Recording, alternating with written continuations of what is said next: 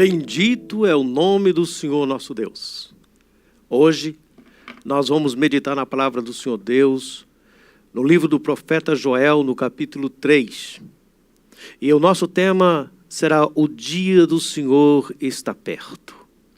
E de fato, o dia do Senhor está perto. Eu sei que você já percebeu isto, eu sei que todos já perceberam isto, mas como é que o profeta Joel nos mostra este dia? Eu quero lhe convidar a abrir a palavra de Deus no capítulo 3 do profeta Joel, e enquanto você abre a palavra de Deus, nós vamos ter uma palavra de oração. Nós te louvamos, Senhor Deus, e consagramos tudo que temos, tudo que somos, para o louvor da sua glória. E rogamos as tuas bênçãos, e pedimos que o Senhor tenha misericórdia, que o Senhor fale ao nosso coração pelo poder da sua palavra. Nós somos limitados, mas a sua palavra é ilimitada. E o teu povo é um povo sábio, e a sabedoria vem do Senhor. Que o Senhor aplique no nosso coração. Que o Senhor tenha misericórdia de nossa nação. Abençoe os governantes. Que o Senhor nos ajude nesses tempos tão difíceis. Dias maus, mas dias de oportunidade de aproximar-se diante do Senhor. Abençoe aquela família que está lutando com enfermidade, aqueles que perderam algum querido. Conforte, Senhor. Dê-nos a tua paz e fale em nosso coração. Abençoe a tua igreja em Cristo Jesus. Amém.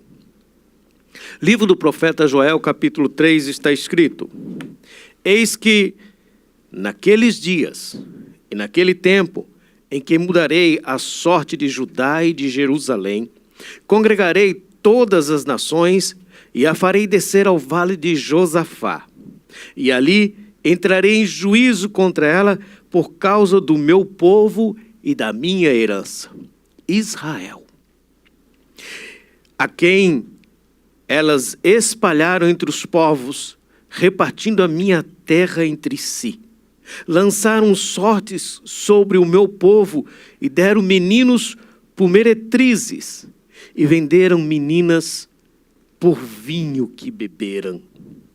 Que tendes vós comigo, Tiro e Sidom e todas as regiões da Filistia?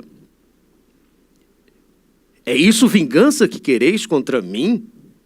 Se assim me quereis vingar, farei sem demora cair sobre a vossa cabeça a vossa vingança.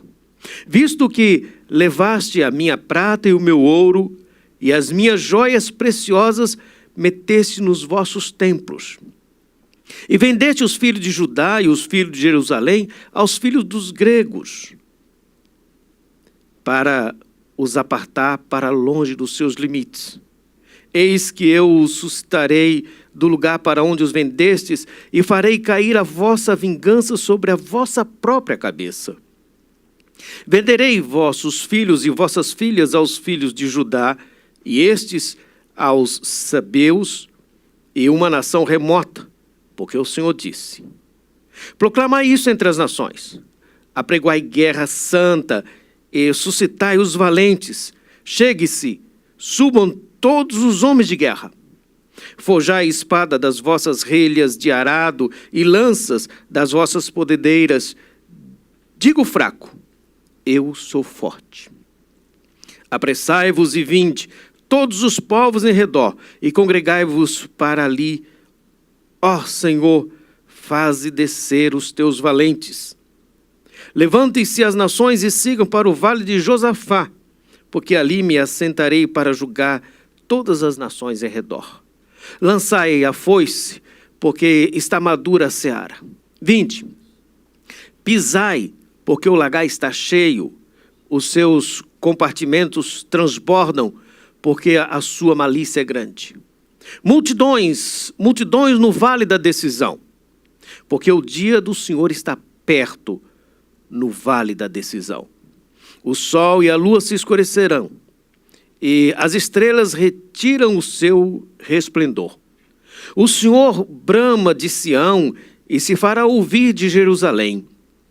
E os céus e a terra tremerão, mas o Senhor será o refúgio do seu povo e a fortaleza dos filhos de Israel. Sabeis, assim, que eu sou o Senhor, vosso Deus, que habito em Sião, meu santo monte, e Jerusalém será santa, estranho não passarão mais por ela. E há de ser que, naquele dia, os montes destilarão mosto, e os outeiros manarão leite, e todos os rios de Judá estarão cheios de águas.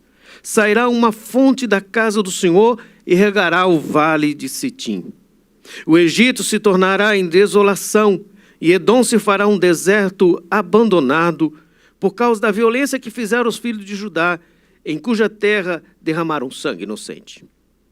Judá, porém, será habitada para sempre, e Jerusalém de geração em geração. Eu espiarei o sangue dos que não foram espiados, porque o Senhor habita em Sião. Nós estamos esses dias estudando o livro do profeta Joel. O pastor Francisco expôs muito bem os capítulos 1 e 2. E você há de lembrar que no capítulo 1 tem um juízo contra a igreja. No capítulo 2 continua falando deste juízo, mas uma promessa de restauração e do derramado do Espírito Santo. O livro do profeta Joel, ele é bastante escatológico, um pouco diferente, considerado o livro profeta menor, não porque ele era menor do que alguém, mas porque o seu livro é um livro menor. São apenas 3 capítulos. Agora, neste capítulo, nós estamos vendo o juízo das nações. E quando se fala do dia do Senhor, no Antigo Testamento, há 19 vezes esta citação, o dia do Senhor. Mas no livro do profeta Joel, aparece, dessas 19, aparece 5 vezes. O dia do Senhor está próximo. E o que é o dia do Senhor?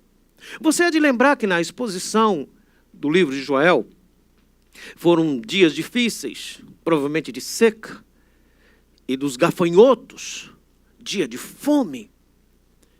Mas o Senhor trouxe uma promessa ao povo. Uma promessa para restauração por meio do arrependimento.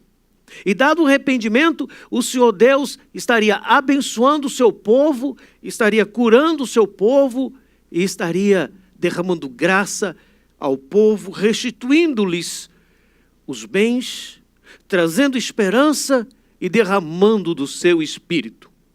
Mas foi um juízo de Deus. Mas é um juízo com graça. Porém, no capítulo 3 agora, nós temos o juízo das nações e o anúncio de que verá o dia do Senhor. E assim começa. Em que, naqueles dias, no tempo que o Senhor vai mudar a sorte de Jerusalém, no tempo que o Senhor vai mudar a sorte de Judá. O que Joel está falando é que na sua percepção, no seu olhar da época, ele está profetizando o que haveria de acontecer como juízo de Deus contra os povos que os oprimiam. Mas, como a profecia tem um cumprimento imediato, e ela vai expandindo esse cumprimento, tem agora uma citação que nós vamos correlacionar e ver nas Escrituras, que fala do juízo do Senhor Deus contra as nações. É uma forma dele ver o que ainda há de vir dentro da lente de sua cultura, do seu tempo e de sua época. O que nós podemos perceber neste capítulo é que o Senhor é soberano. É Ele que faz o que Ele quer. É Ele que faz como Ele quer. É o Senhor que reina sobre todas as coisas, quer o homem aceite, quer não. O Senhor é soberano. É Ele que congrega as nações. É Ele que determina todas as coisas. E o nosso foco tem que ser no Senhor. Apesar de todas as questões das circunstâncias e o que estava por acontecer, é como se Joel estivesse vendo o que João viu nos últimos dias, no capítulo 20 de Apocalipse, no capítulo 21, no capítulo 22. e ele profetiza. Nós sabemos pouco sobre Joel. Não sabemos quase nada sobre Joel. Nós não sabemos muito bem qual foi a época, sabemos só o nome do seu pai, mas não sabemos a sua tribo. Mas o que Joel tem interesse não é de falar a respeito dele, é falar a respeito do dia do Senhor. E é importante isso para nós cristãos, porque se tem um dia maravilhoso, e todos nós temos um dia maravilhoso, aquele dia, por exemplo, do casamento, o sonho do casamento, aquele dia de glamour, aquele dia da formatura, aquele dia que você fez um grande sucesso, o dia que nasceu o filho. Bom, o dia que nasceu o neto é maravilhoso. Mas tem um dia que vai ser espetacular.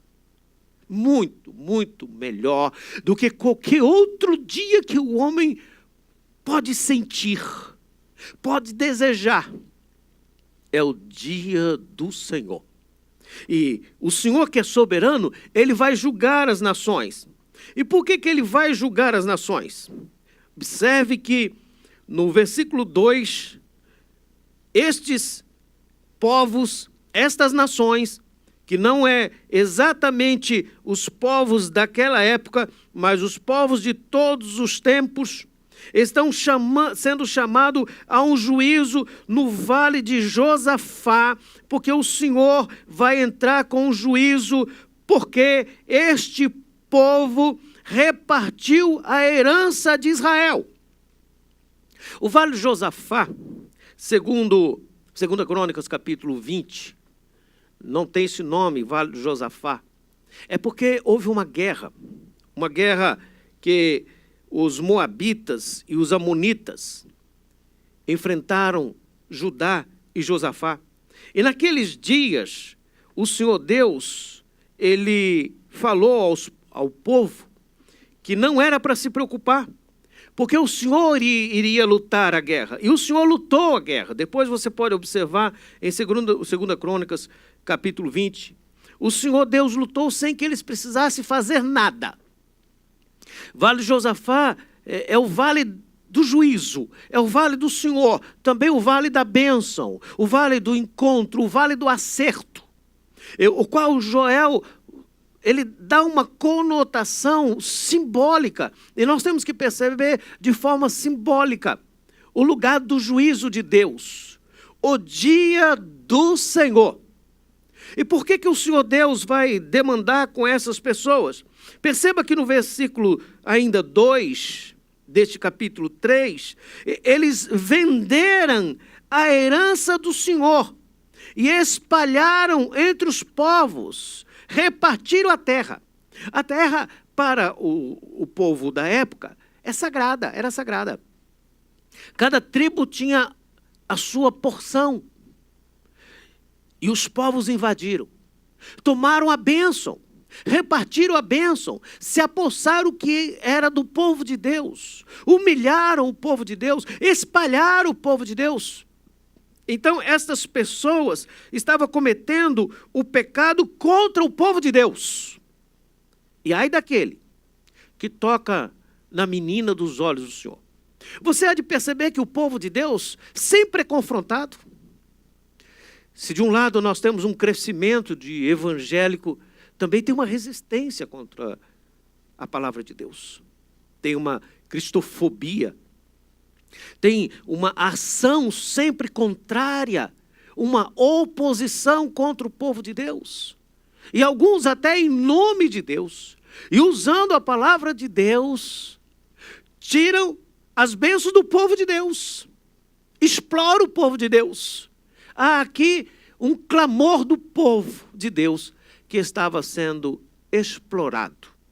Segundo, que nós podemos perceber, é que havia uma violação dos direitos humanos. Se você perceber no capítulo 3, no versículo 3, lançaram sorte sobre o meu povo e deram meninas por meretrizes e venderam meninas por vinho. Por causa do prazer, negociaram gente. É mais ou menos o tráfico humano. É o absurdo de confundir gente com coisas. E se você perceber, o João nos fala também, no capítulo 18 de Apocalipse, versículo 13, que a grande Babilônia vendia de tudo, inclusive almas humanas, vendendo pessoas, desvalorizando o ser humano. O ser humano não tem mais espaço de importância. As pessoas dão mais valores a coisas, e estão se apegando a coisas e desejando mais coisas. E não tem mais amor. O povo, os ímpios, por causa do prazer, e simplesmente do prazer hedônico, de realizar o que deseja, não só toma a bênção dos outros, mas como trata pessoas como se fosse objeto de comércio. Usam pessoas para se promover. Usam pessoas para ganhar projeção. Usam pessoas para ganhar seguidores. Parece até que Joel estava vendo os nossos dias. E ainda mais. Versículo 5 diz que eles profanaram a casa de Deus. Diz que eles venderam as pratas, o ouro e a joia. Ou seja, eles profanaram o sagrado. Porque aqui está falando dos objetos que ficavam dentro do templo, que era consagrado ao culto. Eles profanaram o culto. Eles adaptaram e levaram as coisas deles e tiraram do povo de Deus e colocaram para adorar outros deuses. Aparentemente usando o sagrado, mas não para Deus. É importante a questão do culto. Se você observar Mateus 24, quando vai falar dos últimos dias, fala de sinais cosmológicos, fala de sinais eclesiológicos, fala de sinais sociológicos. E essa questão do culto é muito importante. E você vai ver que mesmo que haja todo um juízo de Deus, as pessoas não se arrependem. O ímpio ainda é mais ímpio. O falso profeta ainda é mais falso profeta. Ele aproveita a ocasião para ter algum mérito, como se dependesse dele. Então, há um juízo de Deus, porque profanaram o sagrado, porque não valorizaram o ser humano, porque expoliaram o povo. Então, o Senhor Deus vai julgar. E esse juízo de Deus é um juízo santo, porque eles venderam os filhos, espalharam as pessoas, afetaram a família. Se você observar no versículo 6, eles machucaram a família, destruíram famílias, separaram famílias. Há um movimento, o que, segundo Tessalonicenses capítulo 2, diz que o império da iniquidade já opera. Aguarda tão somente que seja retirado aquele que o detém. Já há um sistema contra o Cristo, tentando destruir família, tirando os seus valores, tirando o sagrado, afetando o culto.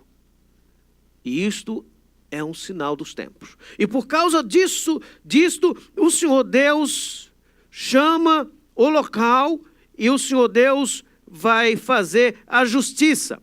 Ele dá a sentença e ele vai aplicar a justiça.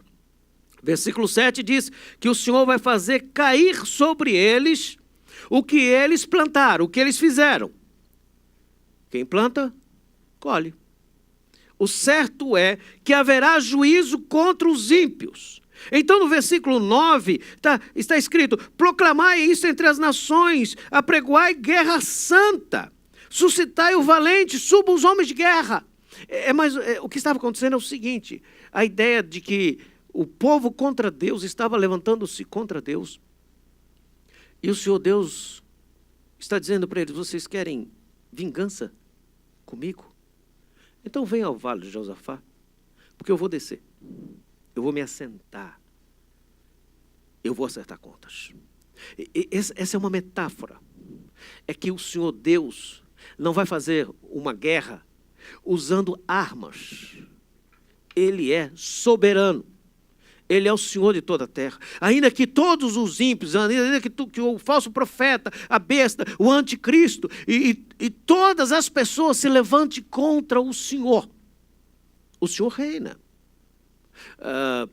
No filme Nárnia, C.S. Lewis usa isto para mostrar que no dia da guerra, o Senhor Deus, o leão, ele é poderoso.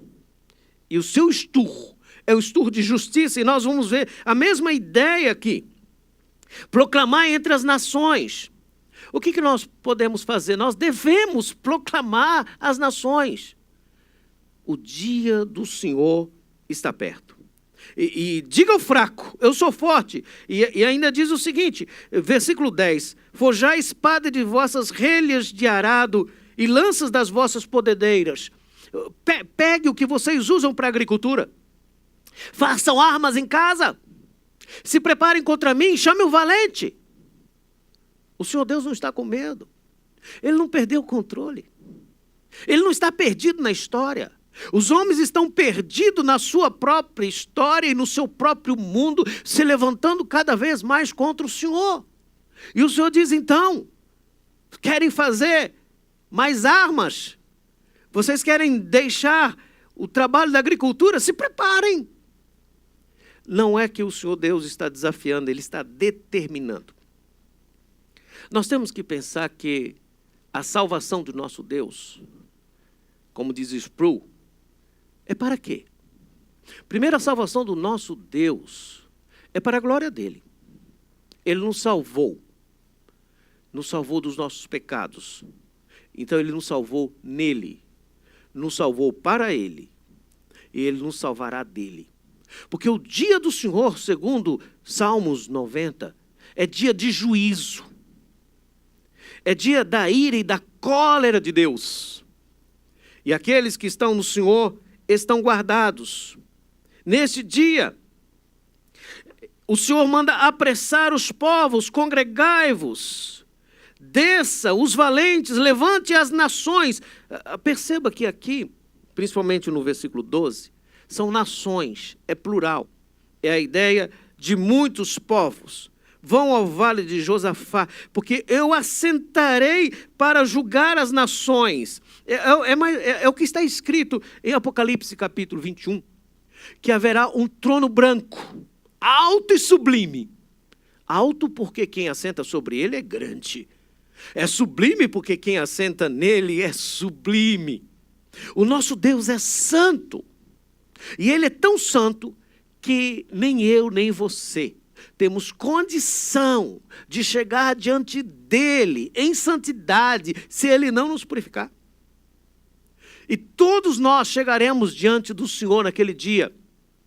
E esta é uma convocação do Senhor Deus contra os homens ímpios de toda a terra, que não respeita a família, que não respeita o povo de Deus, que não respeita a herança do Senhor, que não respeita a palavra de Deus, que não respeita as promessas do Senhor.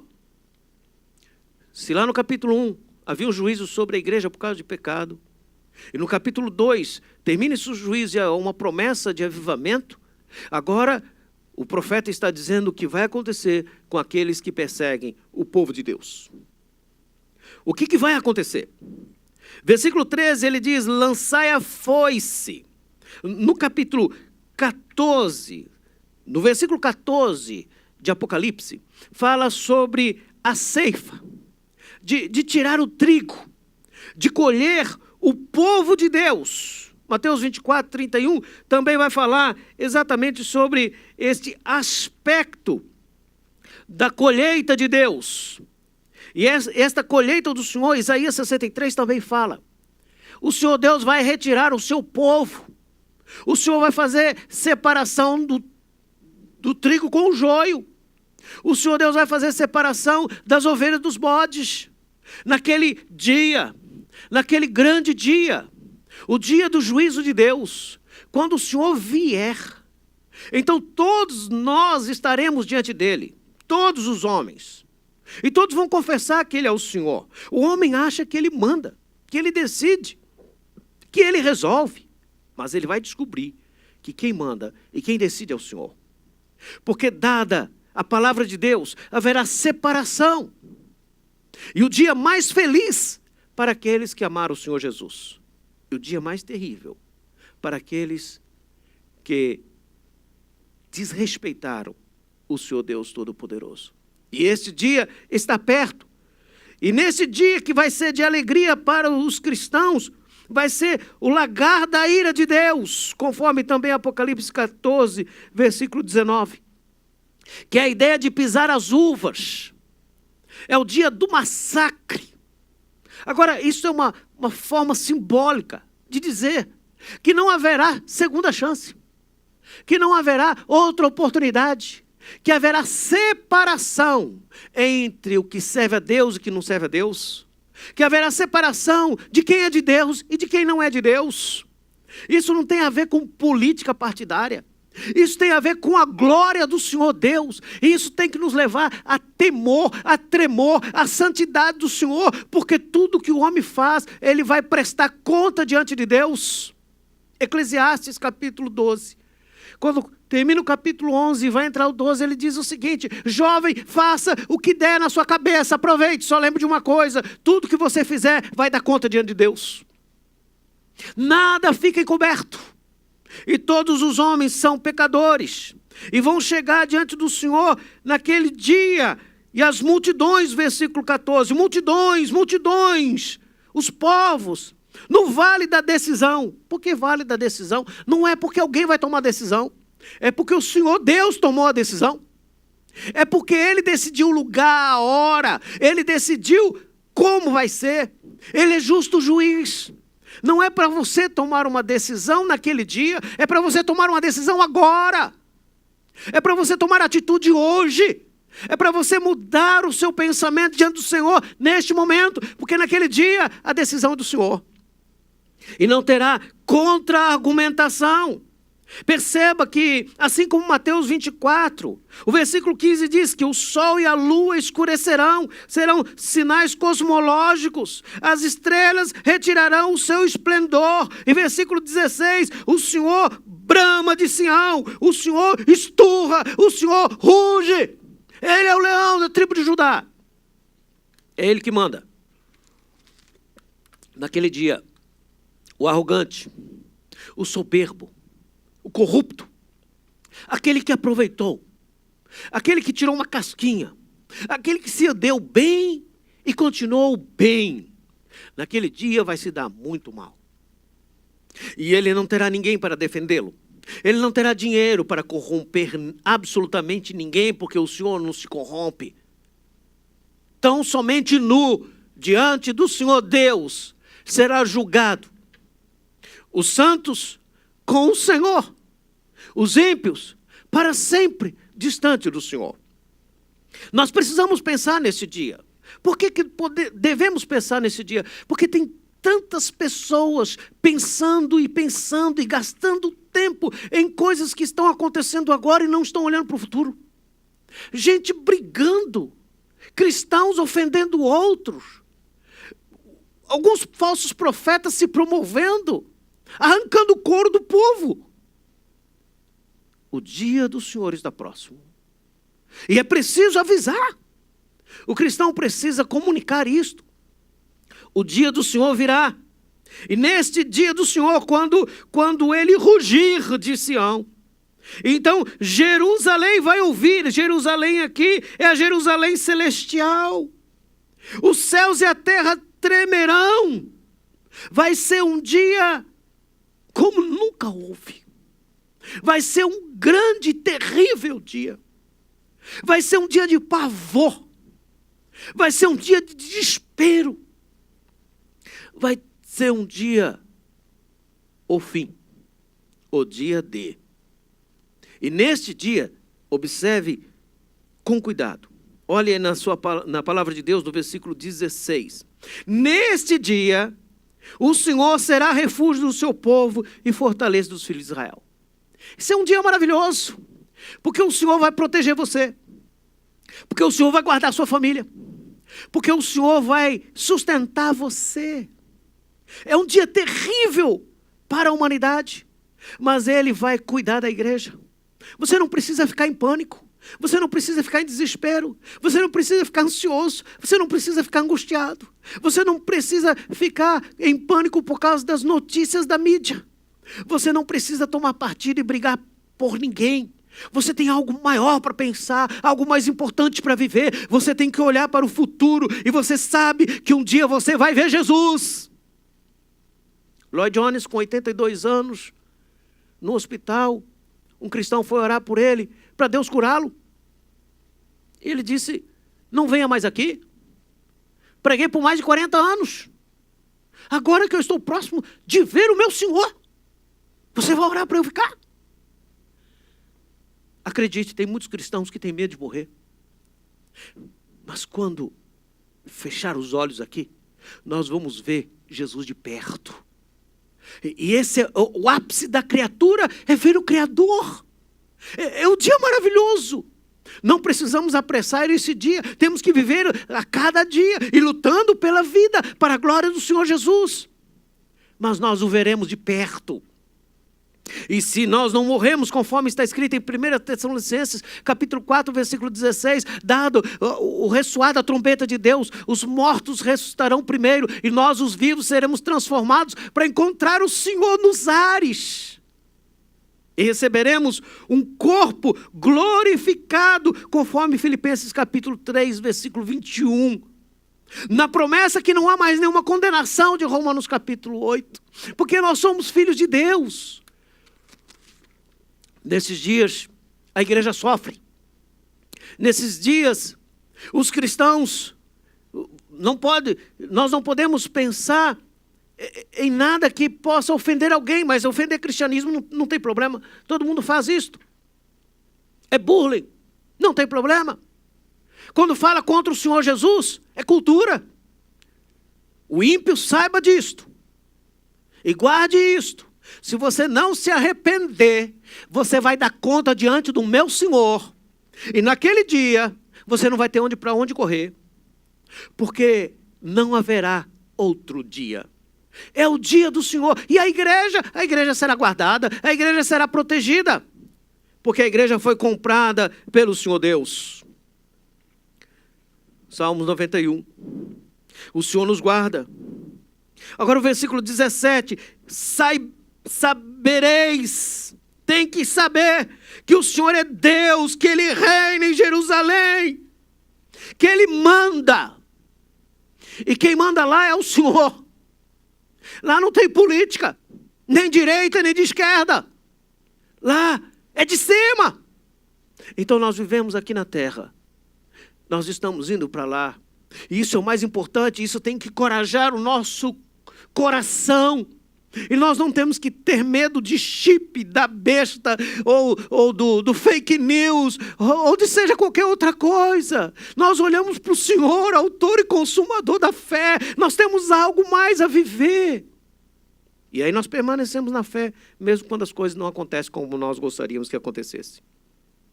Saiba isto, que naquele dia, Jerusalém será santa. É como se Joel estivesse vivendo e vendo o Apocalipse 22, o dia do Senhor.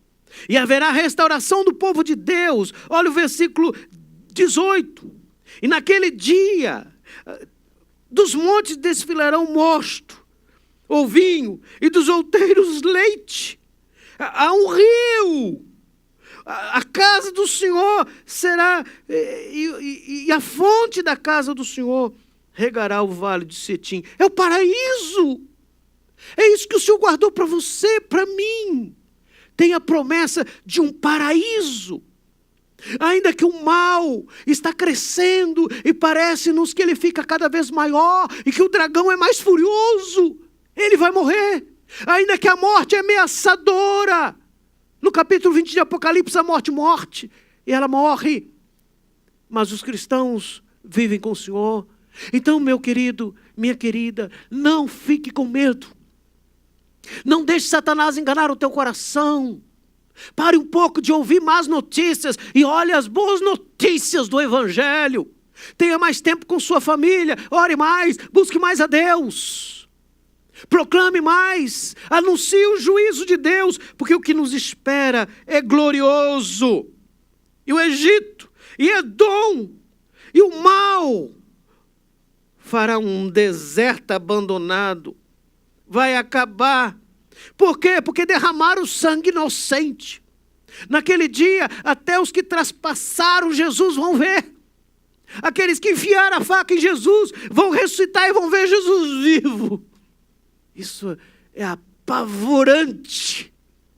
Isso é maravilhoso. É glorioso, porque o nosso Jesus reina. E Ele é Senhor da glória.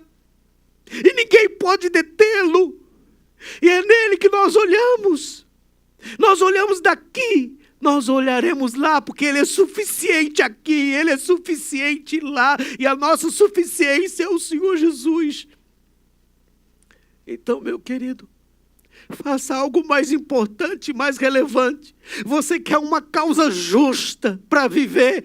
Viva para o Senhor em justiça. Porque essa causa é gloriosa e eterna. Não perca tempo. Não busque outras coisas que não vale a pena. Corra aos braços de Jesus. Aproveite esse tempo de quarentena e tenha uma quarentena com Jesus. E fale de Jesus, e ame Jesus, e ajude os outros. E abençoe alguém. Reparta o seu pão. Cuide de alguém. Invista no reino de Deus. Então, Judá habitará para sempre em Jerusalém, e de geração em geração. E o Senhor vai expiar o sangue que foram expiados, porque o Senhor habita em Sião. Nós estamos terminando, e eu quero lhe dizer, em último lugar, que o Senhor, que nos salvou nele, nos salvou para Ele, nos salvará da sua ira. E que nesse dia haverá novo céu e nova terra. Calvino dizia que esse texto fala que o povo é santificado para chegar diante do Senhor. Nós esperamos dias de avivamento. Nós esperamos dias melhores no nosso Brasil, sim. Nós oramos pelas nossas autoridades todos os dias. Nós estamos comprometidos com o próximo, claro. Nós temos cidadania e temos responsabilidade. Mas nós temos esperança, que vai além de tudo que o homem pensa. Nós sabemos que o dia do Senhor está perto. Maranata. Se você não ama o dia do Senhor, provavelmente você não sabe o que é ser salvo. E se você não tem certeza da sua salvação, agora, neste momento, dobre o seu joelho, peça perdão pelos seus pecados, o pecado de perder tempo com tantas coisas. Entrega o teu caminho ao Senhor, confia nele e Ele fará. Abrace o Senhor pela fé e viva o Evangelho, e pregue o Evangelho, e anuncie: o Senhor Jesus está voltando, o Senhor Jesus virá, o dia do Senhor virá. Cristão, não perca tempo, não brinque de ser cristão, não negocie os seus valores, não se venda, não deixe que vendam os seus filhos por causa de vinho, e as suas filhas por causa de vinho, e os seus filhos por meretrizes. Não permita que espalhe a sua família. Não. Se coloque diante do Senhor e diga: Senhor, estou aqui. Eu dependo de Ti. Eu preciso de Ti. Eu amo o Senhor. Ame o Senhor de todo o coração. Se renda a Ele. Confesse Jesus como teu Salvador. Peça perdão dos seus pecados. Não fique brigando com ninguém, nem com sua esposa, nem com seus filhos, nem com seu esposo. Converta o seu coração ao Senhor e converta o coração ao outro. Não fique olhando o defeito dos outros, o problema dos outros. Olhe para o Senhor. Olhe para cima. Lá em Atos, capítulo 1, quando os discípulos estavam olhando para cima, o anjo disse: por que estão olhando para cima? Era para olhar para a terra. Agora Joel está nos dizendo o contrário. Você está olhando para a terra, olhe para cima. Ele está voltando. Ora vem, Senhor Jesus, Maranata. Eterno e bondoso Deus, abençoe a tua igreja, abençoe o teu povo, abençoe a nossa igreja, abençoe o nosso querido pastor, abençoe o colegiado, abençoe esta equipe pequena, mas tão preciosa, trabalhando aqui para servir os nossos irmãos. Abençoe o pobre, o necessitado, aquele que tem fome, o órfão, a viúva, o refugiado, o homem perdido na rua ou dentro de casa, e nos ajude a servi-los melhor. Senhor, nos ajude a sermos mais fortes, mesmo nesses dias que não temos culto público, mas o nosso culto é verdadeiro diante do Senhor. Tenha misericórdia daqueles que estão doentes. Tenha misericórdia, Senhor, daqueles que perderam queridos. Tenha misericórdia do nosso Brasil.